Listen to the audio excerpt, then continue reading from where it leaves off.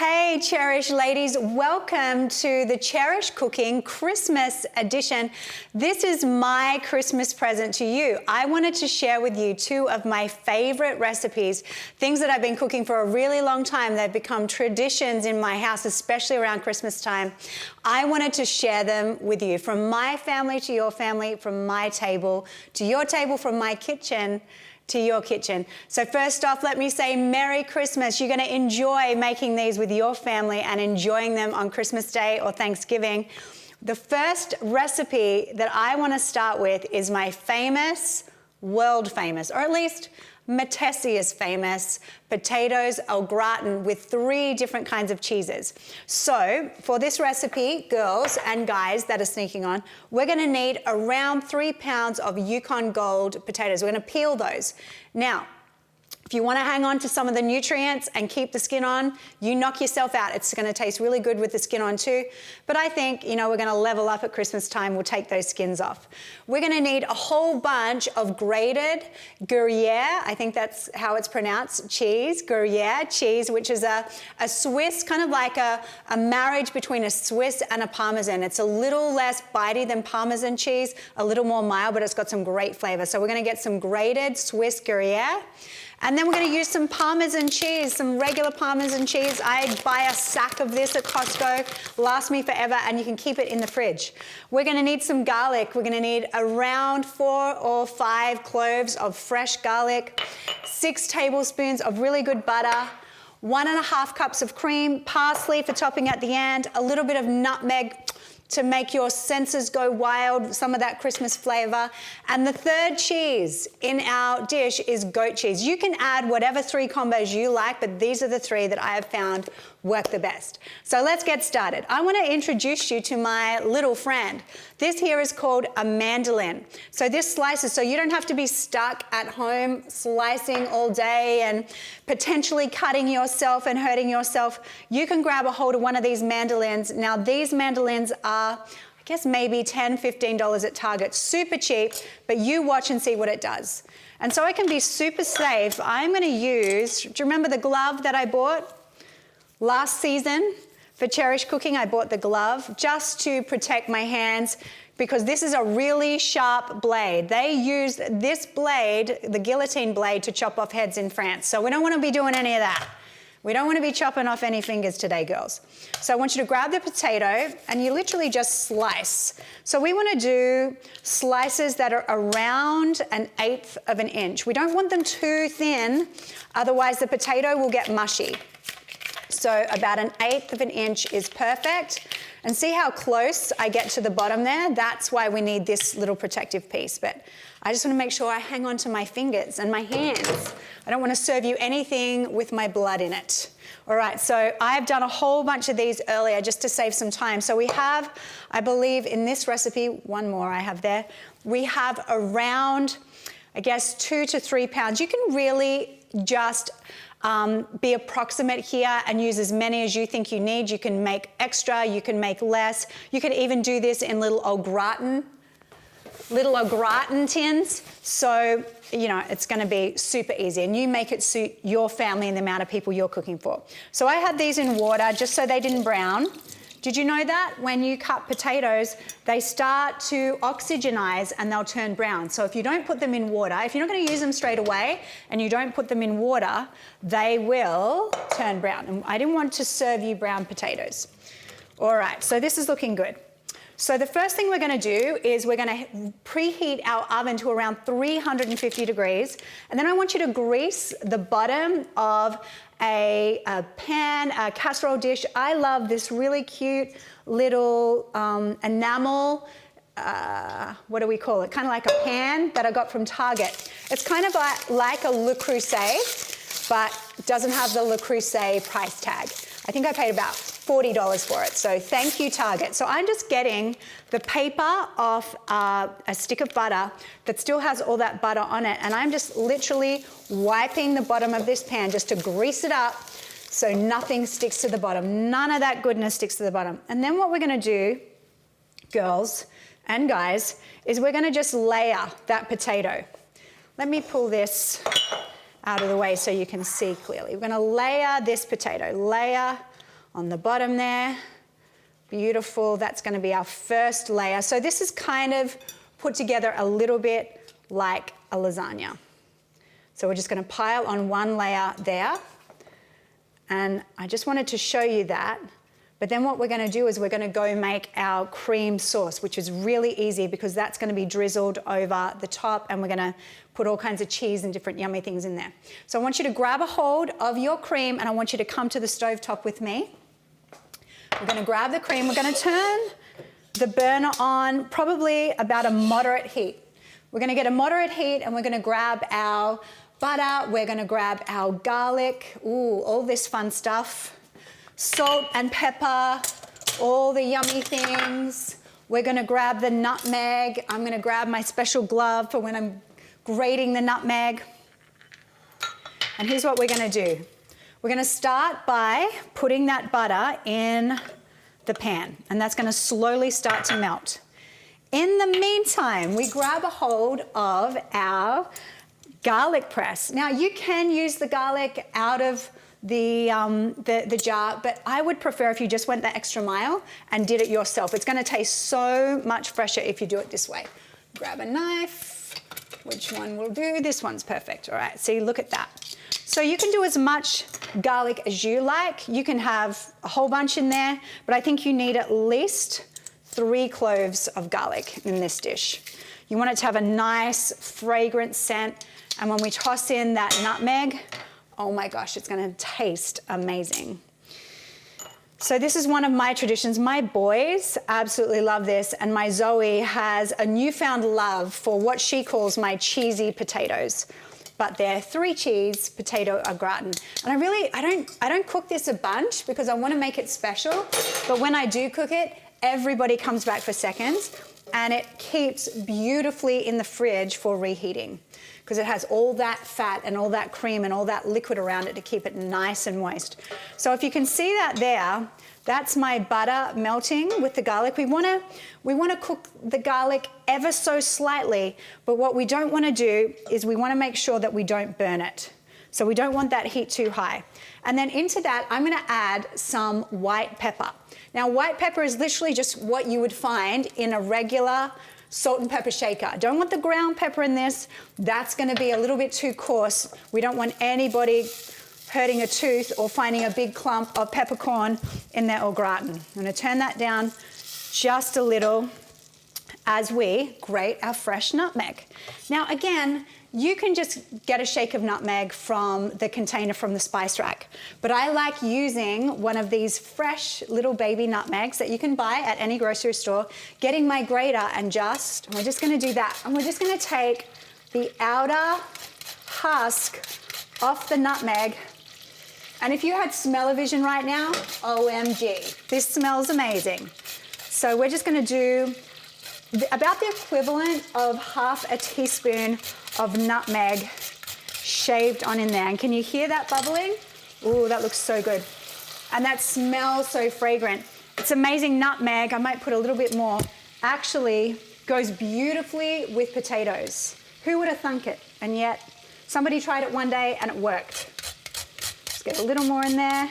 And you can see why I need this glove, because this would absolutely be grating my fingertips right now if I didn't have it. So this glove is a really great investment. All right, so once we have that going, we're gonna stir it up there. Beautiful, it's golden brown, just turn it down a little bit. And then we're gonna add 1.5 cups of full cream, full heavy whipping cream, right in there. Look at that. Excellent. All right, that's beautiful.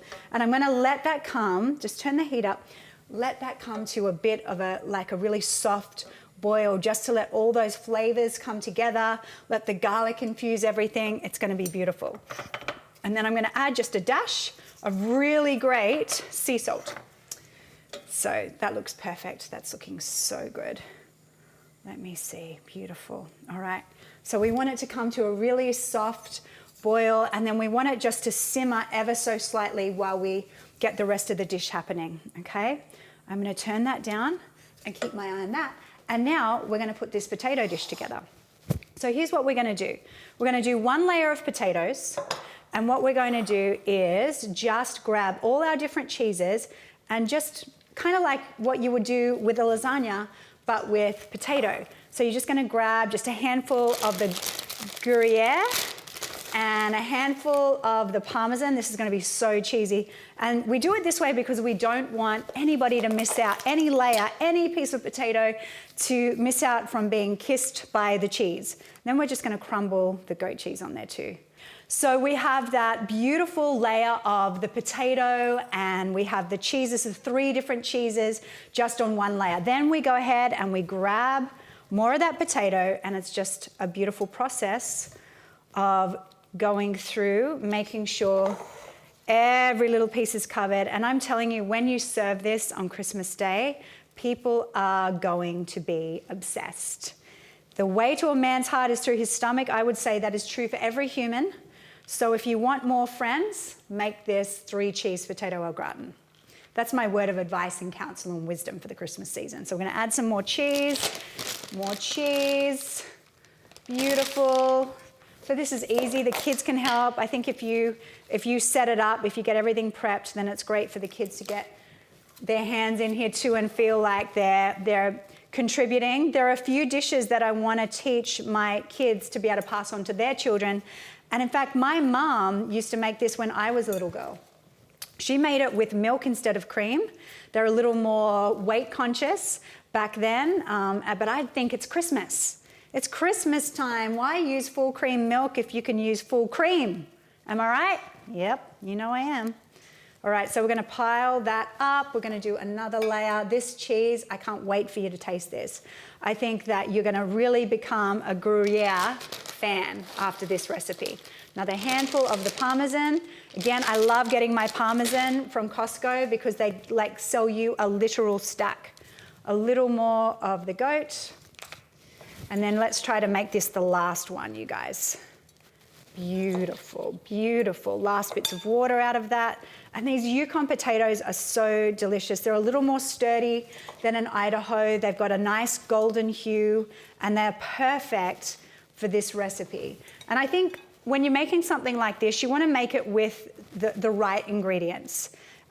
Because look, a potato in many ways is a potato, unless we're talking about an au gratin or French fries. Then you want to make sure that you have exactly the potato that's specified. And Yukon Gold are so easy to find over here. All right, so now what we're going to do is we're going to go back to the stove and we're going to find our delicious, I'm going to just heat that up just a little bit. Just make sure, you're going to love, your kitchen is going to smell so amazing when you make this. I'm just making sure it's all permeated through. Beautiful. That's reduced just a little bit. It hasn't reduced too much, but it's reduced just a little bit. And then what we're going to do, this is the fun part, you guys. We're going to get our cream mixture and we are just going to pour it. So every bit of potato is getting a bit of that cream and the butter and the nutmeg and the garlic and the white pepper and the salt. It's super easy, super easy. And I'm noticing that I have a few clumps of garlic there on the top. The way to avoid that would be to just whisk it really quickly before you pour it, just so it gets through there. You can also scallop your you can scallop your garlic really thin and actually lay it on here if you want to, although it doesn't taste the same if it hasn't first been cooked in butter. But if you're really, really pedantic about your garlic permeating all the way through, that might be a better way to do it. That looks beautiful. Now what we're going to do is we are going to toss some more cheese on the top. I can't wait for you to try this. I want you to make sure that you post your pictures of this recipe and show me what you've done, and also the very satisfied faces of all your guests. And then a little more of the Parmesan being a lot sharper than the Gruyere, and the goat cheese, of course, is beautifully mild and creamy. And that's what it looks like, guys, before it goes in the oven. So let's toss it in the oven. And like every good cooking show host, I prepared one for you earlier, and I'm going to show you what it looks like.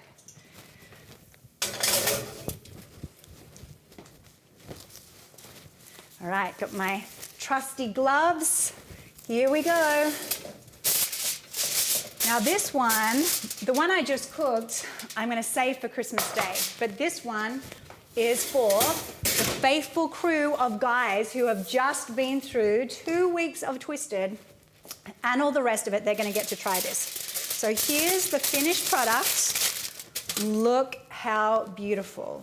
So beautiful, so creamy, so rich, so delicious. But like every good recipe, it's not done yet because we need to add the greenery. We've got to make it Christmassy. We've got to make it special. So I have some fresh parsley. You can use Italian parsley. We could only find just traditional parsley today, so we're going to go with that. We're going to grab a stalk of that, pop that away. And then what we're going to do is maybe cut the stalks off that bad boy. Let me find the right knife. There we go. Okay. Beautiful. And then I was given this cheeky little device. So this will cut the parsley beautifully. Look at that. It's kind of like a little guillotine. I can't remember the actual name, but if you say, when you go into the cooking store, Williams Sonoma, or your favorite cooking store, or I think they even might have them in Target, just ask for that little thing that goes like that. They'll know exactly what you mean. I think it's called an herb cutter, actually. I think it might just be what it is. It's an herb cutter. All right. All right, good. And now I'm going to serve a piece. Okay, so typically, now this is going to stay really well in your fridge, and actually it's almost better if it's served a couple of hours after you've made it, simply because it'll have a greater chance to sit. So all you do is just grab a spoon, and I just want you to spoon those potatoes out. Oh my gosh, amazing. And all that cheesy, creamy essence is going to kind of get involved with the turkey. It's going to be splendid. And then I want you to grab some of that greenery and literally just dash it on top. You can, if you want to serve it like this, you can just dash on the top, and it looks beautiful, but it tastes amazing. And if you wanted to at this point, you could put more salt and pepper to taste, but that is going to be stunning. I promise you, you will not regret making this, and it will become one of your family favorites too. I'm going to give it a try just because I feel like I should, for the good of the Cherish community. Wow. Wow. Who made this? Wow, that's right, me. Amazing. You are gonna love it, girls. And I love you. Enjoy my 3 cheese potatoes au gratin, and have a really Merry Christmas. God bless you. Hey Cherish ladies, well it's time for recipe number 2. And this is my family's favorite dessert. It's an easy chocolate mud cake. It's an Aussie recipe, and the amazing thing about this particular cake is it's all made in a saucepan. That's right. All of it is made in a saucepan. So you don't need the mixers, the beaters. You use one vessel to execute the most amazing chocolate mud cake you will ever taste in your life. So the ingredients we're gonna need for this is 2 sticks of butter and 2 tablespoons. 2 sticks and 2 tablespoons of butter. And I love this particular butter. This is Kerrygold, and it's unsalted. We're also gonna need a 1/4 cup of cocoa powder.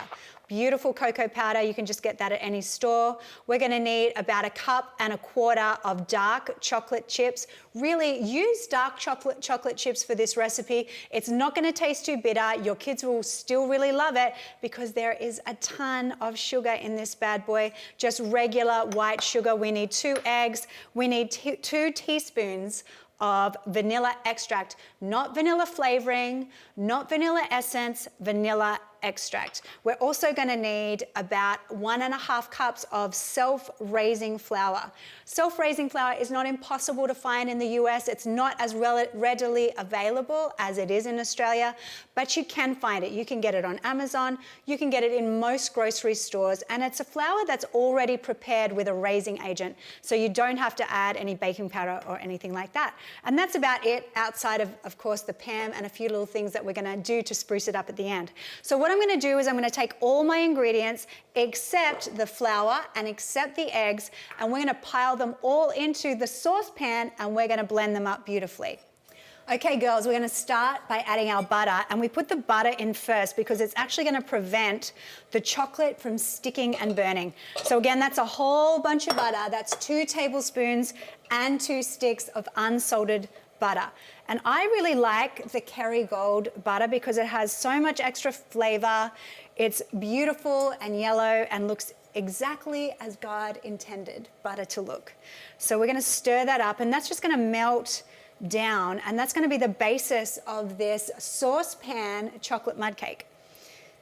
I have a daughter-in-law who loves chocolate desserts, and normally at Christmas time you'd have pie, you'd have sweet potato pie, you'd have pecan pie, different apple desserts, but I think it's always nice to have a chocolate option for your chocolate lovers, the chocolate lovers in the family. Of course, if I was having Christmas in Australia right now, we'd be having pavlova because it would be really, really hot, and everybody loves a pavlova at Christmas time in Australia. But I showed you how to make that already. So we're gonna do the easy chocolate mud cake. Okay, so that's beautiful.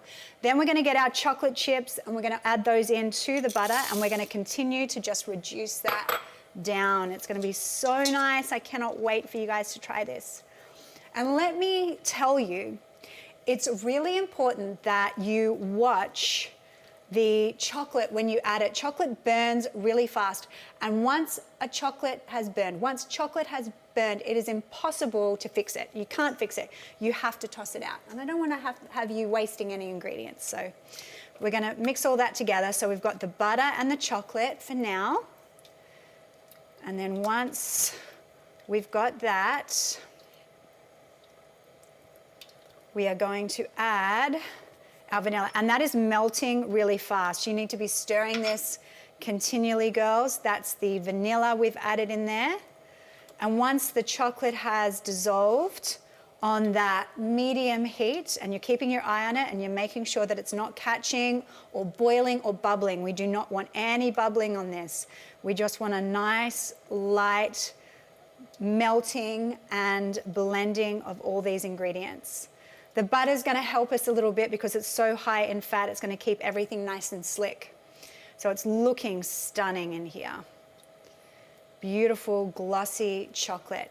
Next thing we're going to add, girls, is we're going to add our sugar. We have a whole bunch of sugar. So this is a really sweet, beautiful dessert, but actually not too sweet because the dark chocolate really cuts a little bit of that intensity in the sweetness.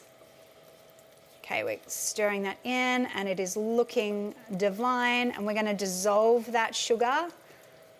Ugh. And it smells amazing. For those of you that can still smell, it smells amazing. All right, stirring that up, perfection. And we're going to maybe just lift the heat a little bit, and again, keep your eye on it. Do not move away from this portion of the cooking.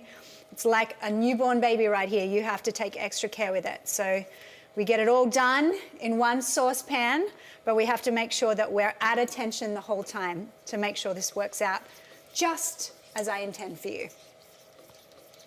Stirring that around. Ah, that looks so good. So again, that was the butter, that was the sugar, that was the chocolate chips, the dark chocolate chips, that was the vanilla. And we're stirring all those around. And then we're going to add our 1/4 cup of cocoa powder. And we're going to have these recipes all up on the Cherish website so you can download them and make them for your family this Christmas. And I really want you to take the photos, and I want you to post them on Instagram and tag me and tag Cherish so we can see what you delivered on Christmas Day. And the great thing about this dessert also is the fact that because these ingredients, they're pretty readily available, if you have these in your cupboard at any given time, if someone pops around unexpectedly and you want to make a nice dessert, this fits the bill entirely, and there's very little washing up. Beautiful. Now, just so you know, your oven should already be preheated to 300 degrees. So you're ready to put that delicious cake in. And that is perfect. Wow, that is gorgeous. It's so slick, so sheen. Ah, you're gonna love making this. Turn it up just a wee bit more. just to get that sugar dissolved. You're gonna know the sugar's dissolved when it doesn't feel gritty. But you don't want to do it on too high a heat because, again, we don't want to burn that chocolate. We don't want it to burn or boil in any way. Beautiful, so glossy, so stunning. Okay, now we're going to add 1.5 cups of hot water. So that's 1 cup, and I have my electric kettle here. We're going to add another 1/2 cup. Beautiful, this is looking fantastic. And we're going to stir this in, and then we're going to let it sit for around about 15 minutes. It needs to be cooled. This mixture needs to be cooled before we add our eggs and our flour, because we don't want those eggs cooking in this. Okay, girls, this is the butter, the sugar, the cocoa, the chocolate chips, and the vanilla extract. And I've let it sit for 15 minutes before we add our final 2 ingredients. So if you take a look at that, look and see how glossy and beautiful and velvety that chocolate mixture is. Again, all in one saucepan. Here we are, look at that. But you need to make sure that you let it cool for at least 15 minutes. If you add the next 2 ingredients too early, it's actually going to damage the cake. We're going to be adding 2 eggs. We're going to be adding 2 beaten eggs. And if we add those eggs when the mixture is not cooled enough, those eggs will cook in the raw batter. We don't want that happening. Okay, so look at that, beautiful. So I'm going to grab my 2 eggs, and I'm going to just crack those little cuties in a container, and then just to make sure that they're beaten up perfectly, I'm going to beat those myself so they're properly mixed, just with a fork. Get some good air in there. Look how orange those yolks are. This is going to be delicious. And if I can add another tip for you as you're making this cake, if you can make all your dairy ingredients, so the butter and the eggs, room temperature, that's going to just make life so much easier. So if you don't have to spend any energy heating up cold products, that's way better. Usually most things are better cooked room temperature. Look at that. All right. So we're going to add that to our mix. And actually, you know what I'm going to do? I'm going to get a whisk. So hold on 1 second. Okay, so we're going to grab a whisk, and we're just going to whisk those 2 beaten eggs in quickly. Just pour those around. We're going to mix that into our batter. That's going to be beautiful. Again, you've got to make sure this is sufficiently cooled. Doesn't need to be cold. It can be lukewarm, but it just can't be hot because we don't want those eggs to cook. And then our final ingredient is 1.5 cups, I believe, of self-raising flour. Just kind of shake it in batches. You don't want to pop it in all at once because we don't want to overwhelm it. Don't be scared of a few lumps. It's okay. They're going to come out during cooking. You will have a few lumps, a few bubbles. It's more of a liquid consistency. It's a little runnier than a typical cake batter. And so we're going to use the whisk just to get more air in there and just dissolve as many lumps as we can. But again, don't be too pedantic about the lumps. It's all good. It's going to turn out perfectly. And I made one beforehand, so I'm going to be able to show you how wonderful it looks. All right, then we'll add that last bit of flour in. That self-raising flour. We're going to whisk that in. So all we've used here, girls, is 1 saucepan. 1 saucepan. You don't have to wash beaters at the end. You don't have millions and millions of bowls. Literally just 1 saucepan and a cake tin. So that is looking perfect. That is looking just how it should look. Look at that. Whisk that around. Few bubbles, few little lumps, but it's going to taste amazing. And my secret weapon for this recipe is this awesome pan product. So it is a baking flour, a baker's mate in this particular situation, where you get a beautiful light dusting of flour and the oil to make sure that it doesn't stick. We don't want it sticking. And we're using, I love this, spring form tin. So it's perfect, a baking tin, cake tin right here with a little spring. So look at this. It comes out perfectly. You don't have to worry about it sticking on the sides or losing half the cake or having one of those nightmares. And all you do is you just spray this around and that's plenty. Oh, and it smells great too. All right, now we're gonna pour our chocolate mud cake batter into the pan. Oh my gosh, that is so beautiful. All that delicious chocolate, butter, sugar, all the ingredients mixed in together. It's gonna be a little bit runnier than what you're used to, but it's gonna be perfect. And now we're gonna throw that into the oven, a 300 degree, a cooler version of an oven, 300 degrees for around an hour and 15 minutes. Perfect. So here it is, prepared beforehand. And I'm gonna show you how to put this together. I'm gonna show you how to serve this up. And again, it's a nice variation for Christmas where you're giving people pie and you're giving people all those traditional Christmas dessert treats. But this is a nice addition for the chocolate lovers in the family. So here it is. I mean, how beautiful does that look, you guys? Look at that color.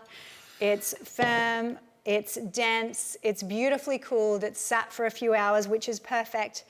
And then we just grab our knife and we cut a slice. Look at that. So good. Oh, the spoils of war. Great. And to cut cake, you should always use a really nice, long, thin, serrated edge knife. Okay. Now, let's serve this up. Look at that. You seeing how beautiful and dense that is? Look at that, it's perfect. That is absolutely perfect. And then what we're gonna do is we're gonna get a little bit of confectioner's sugar. We're gonna put it in here and we're gonna dust it. We're gonna make it look really pretty.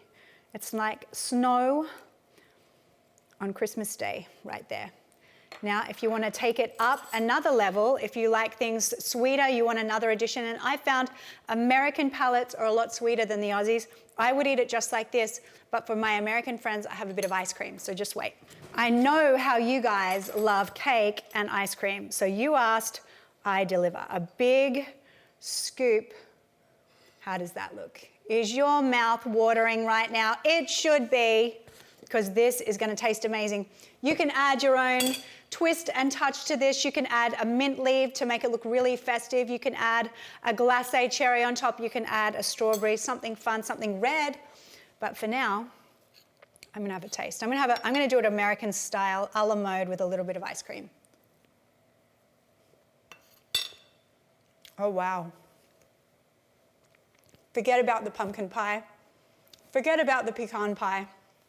And make Pastor Leanne's easy Aussie chocolate mud cake that you can make in one saucepan.